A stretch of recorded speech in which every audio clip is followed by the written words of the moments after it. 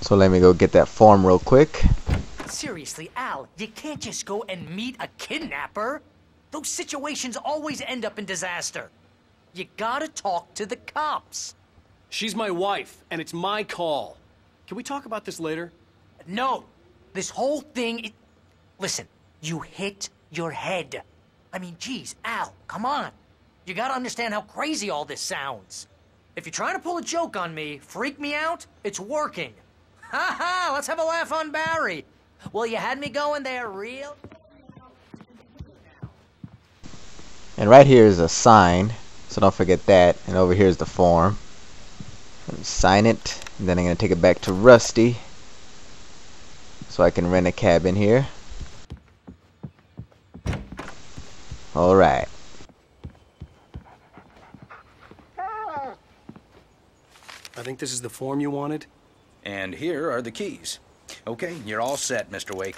Glad to have you staying here. Thanks. Can you tell me how to get to Lover's Peak? Oh, sure. It's at the end of the nature trail.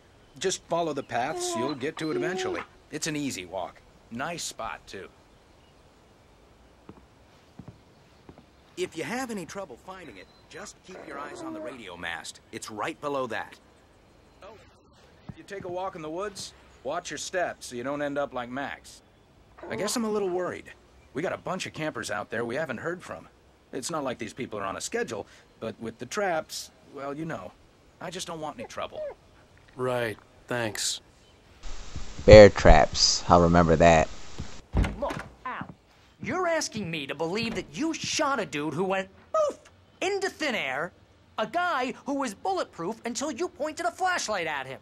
You hear that from people who end up spending time in padded rooms, strapped to their beds, wearing white shirts with too long tangled up sleeves, and eating a healthy diet of pills. Al, you make cruel jokes about people who believe that kind of stuff. You're the skeptic. You gave me an hour-long lecture on homeopathy last month. What was it? If there's no proof, it's pure bullshit. Period. Guess the laugh's on me then. Al, come on! I mean, okay, maybe something weird happened to you, okay? Well, thanks for the heartfelt vote of confidence. All I'm saying is you gotta throw me a bone here, bestseller. What would you think if it was me? There's no way you should be going out at midnight with a gun. No one asked you to come here, Barry. Either work with me on this or go straight back to New York. Your choice.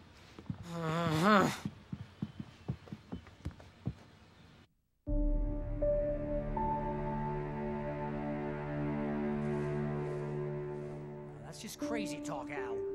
Al? Al? We should go to the sheriff or call the FBI. Damn it, Barry, they'll kill her! This is not a goddamn debate, Barry. I'm going to Lover's Peak. He said to come alone. Okay then. I understand. You're my best friend, and I'm worried that you're not right in the head. Tell me what to do to help, and I'll do it. You stay here, and if I'm not back by morning, call the cavalry. Achoo! Achoo! Just be careful with the natives, Al. These yokels are dangerous. Everybody hates a tourist, or it'll be Deliverance all over again. Achoo! Bless you. God, this place is trying to kill me. I'll bet there's mold in here, spores, poison ivy, God knows what. This is so not worth a 15% commission.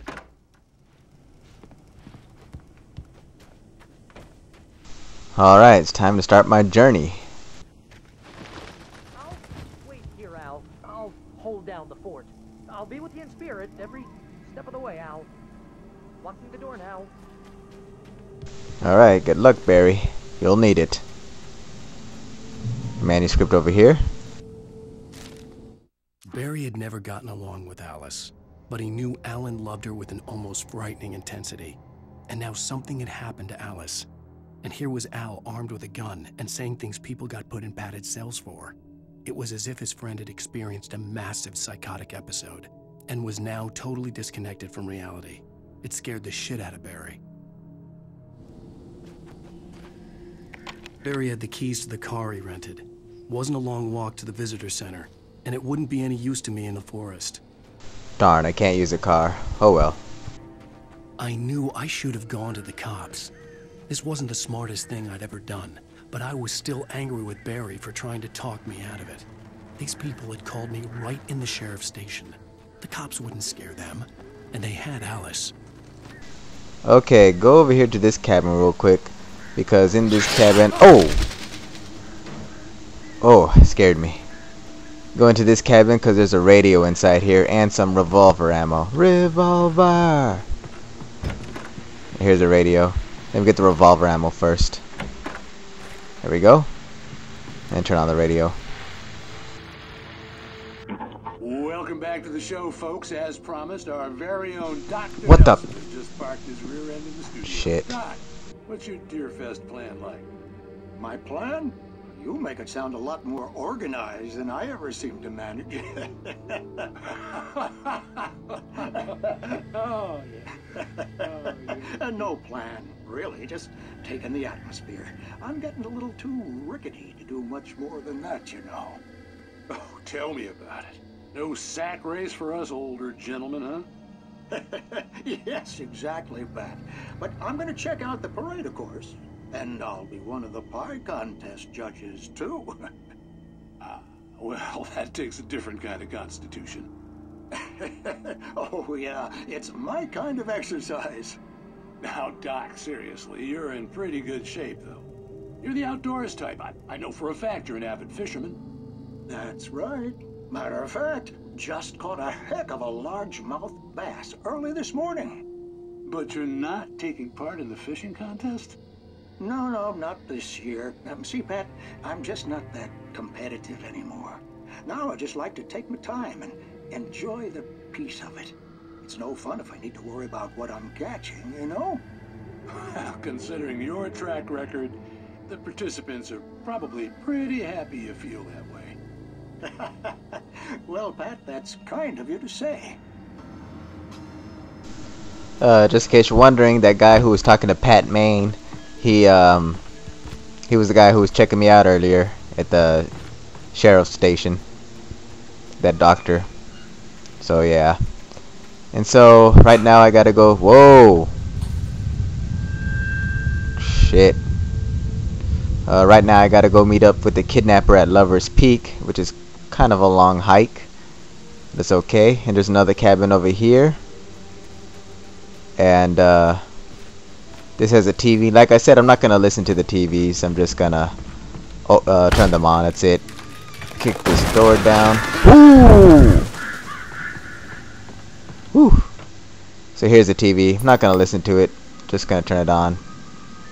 All right. So that's your other TV right now. That was your second TV. Those TVs that turn on by themselves don't count. Those are not actual TVs you gotta find, because those are automatic.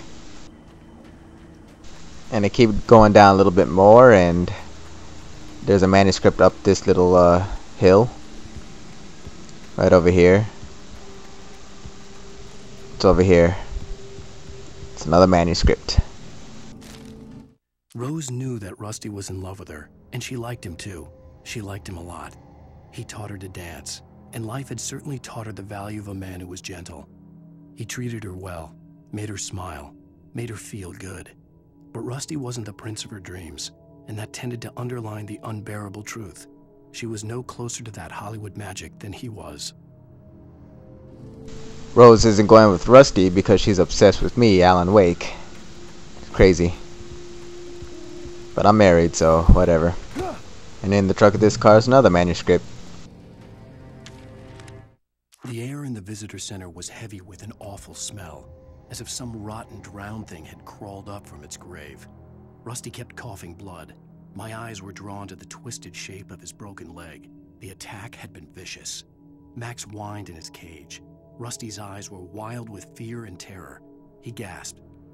"Mr. Wake, it happened just the way it was on that page." Oh boy, apparently Rusty's gonna get it.